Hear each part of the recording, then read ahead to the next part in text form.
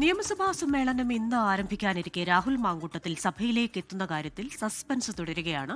രാഹുൽ സഭയിലേക്ക് എത്തരുതെന്ന് കോൺഗ്രസ് നേതാക്കൾ അറിയിച്ചിട്ടുണ്ട്. പാർട്ടിയെ പ്രതിരോധത്തിലാക്കില്ല എന്നാണ് നേതാക്കൾക്ക് രാഹുൽ നൽകിയിരിക്കുന്ന ഉറപ്പ്. വിവരങ്ങളുമായി ഇപ്പോൾ MG പ്രതീഷ് ചേരുന്നുണ്ട് തിരുവനന്തപുരത്ത് നിന്ന്. പ്രതീഷ്, സഭാ സമ്മേളനം ആരംഭിക്കാൻ പോകുന്നു. രാഹുൽ മാങ്കൂട്ടത്തിൽ എത്തുമോ എന്നുള്ള കാര്യത്തിൽ അതിലൊരു വ്യക്തത ഇതുവരെയും വന്നിട്ടില്ല. എത്തരുത് എന്നുള്ള നിർദ്ദേശം നേതാക്കൾ നൽകിയിട്ടുണ്ടല്ലോ.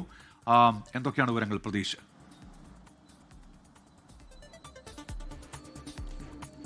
ഉന്മേഷ, തദ്ദേശ നിയമസഭാ തെരഞ്ഞെടുപ്പ് അടുത്തിരിക്കെയുള്ള നിർണായകമായ നിയമസഭാ സമ്മേളനമാണ് ഇന്ന് ആരംഭിക്കുന്നത്. ഭരണ പ്രതിപക്ഷത്തിന് നിരവധി വിഷയങ്ങൾ ആരോപണ പ്രത്യാരോപണങ്ങളായി ഉന്നയിക്കാനുണ്ട്. പക്ഷേ അപ്പോഴും ഏറ്റവും പ്രധാനപ്പെട്ട ആകാംക്ഷ ലൈംഗിക പീഡന പരാതിയിൽ ആരോപണം നേരിട്ട രാഹുൽ മാങ്കൂട്ടത്തിൽ MLA ഇന്ന് സഭയിൽ എത്തുമോ എന്നതാണ്. ഇന്ന് സഭയിൽ എത്തരുതെന്ന് UDF നേതാക്കൾ രാഹുലിനെ അറിയിച്ചിട്ടുണ്ട്.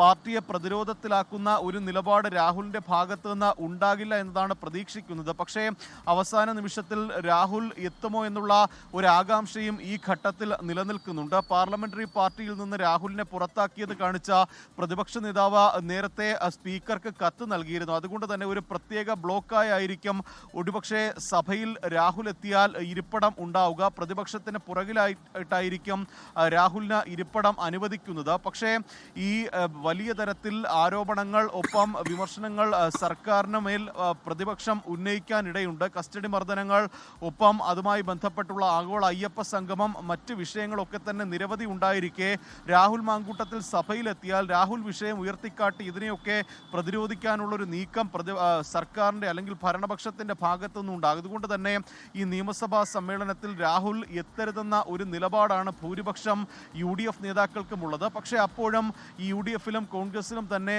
രണ്ട് അഭിപ്രായമുണ്ട്. ഈ സമാനമായ ആരോപണങ്ങൾ നേരിട്ട മറ്റ് MLA മാർ നിയമസഭയിൽ ഇരിക്കെ രാഹുൽ മാങ്കൂട്ടത്തിൽ എത്തുന്നതിൽ തടസ്സമില്ല എന്നുള്ള ഒരു അഭിപ്രായം ഒരു വിഭാഗം, പ്രത്യേകിച്ച് A ഗ്രൂപ്പിനുണ്ട്. പക്ഷേ പാർട്ടിയെ പ്രതിരോധത്തിലാക്കുന്ന ഒരു സമീപനം രാഹുൽ സ്വീകരിക്കില്ല എന്നതാണ് നേതാക്കളും അവസാന നിമിഷവും പറയുന്നത്. എന്തായാലും വളരെ സംഘർഷ കലുഷിതമായിരിക്കും വരാനിരിക്കുന്ന നിയമസഭാ സമ്മേളനം. നേരത്തെ ഉന്മേഷ സൂചിപ്പിച്ചതുപോലെ തന്നെ ഇന്ന് മുൻ മുഖ്യമന്ത്രി VS അച്യുതാനന്ദൻ, മുൻ സ്പീക്കർ PP തങ്കച്ചൻ, ഒപ്പം പീരുമേട് MLA വാഴൂർ സോമൻ എന്നിവർക്ക് അന്തിമോപചാരം അർപ്പിച്ചുകൊണ്ട് ആദ്യ 1 മണിക്കൂർ കൊണ്ട് സഭ പിരിയും. നാളെ മുതലായിരിക്കും പ്രധാനപ്പെട്ട വിഷയങ്ങൾ സഭയിൽ ഉണ്ടാവുക. ഒപ്പം പ്രധാനപ്പെട്ട ചില ബില്ലുകൾ കൂടി നിയമസഭാ സമ്മേളനത്തിൽ എത്തുന്നു എന്നതാണ് ഏറ്റവും പ്രധാനപ്പെട്ട കാര്യം. അതാ ഈ അക്രമകാരികളായ വന്യജീവികളെ കൊല്ലാനുള്ള ഈ നിയമ ഭേദഗതി ബില്ലാണ്. അതുൾപ്പെടെയുള്ള നിർണായക ചർച്ചകൾക്കും ഈ നിയമസഭാ സമ്മേളനം വേദിയാകും.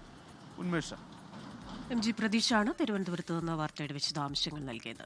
ലോകത്തെവിടെയായാലും ഏത് സമയത്തും 24 വാർത്തകളും ഓഗ്മെന്റഡ് റിയാലിറ്റി പാക്കേജുകളും എക്സ്പ്ലെയിനറുകളും വിശദമായി കാണാൻ ഞങ്ങളുടെ YouTube ചാനൽ നിങ്ങൾക്ക് സബ്സ്ക്രൈബ് ചെയ്യാം.